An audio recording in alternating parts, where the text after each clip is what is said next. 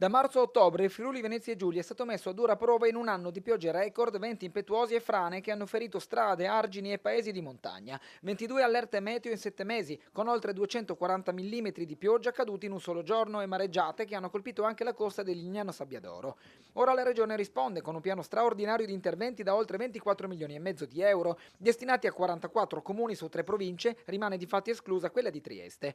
Opere urgenti per mettere in sicurezza versanti, ponti e infrastrutture, ridurre il rischio di allagamenti e frane e ripristinare la viabilità interrotta. Uno sforzo straordinariamente importante che ci consente di investire e di migliorare le condizioni di sicurezza del territorio che vediamo essere messo a dura prova da condizioni meteorologiche diverse rispetto al passato, che sono molto più frequenti, molto più violente e molto più circoscritte. Quindi, come avete visto, oltre a ripristino e sicurezza di opere d'arte, molti interventi nella rete idraulica e molti interventi di protezione a sicurezza di eventi a rischio idrogeologico, quindi parte che riguardano la bassa e parte che riguardano la montagna. Gli interventi più consistenti riguardano Lignano Sabbiadoro, 3 milioni per la mitigazione del rischio idraulico e la messa in sicurezza con opere contro gli allagamenti delle aree abitate.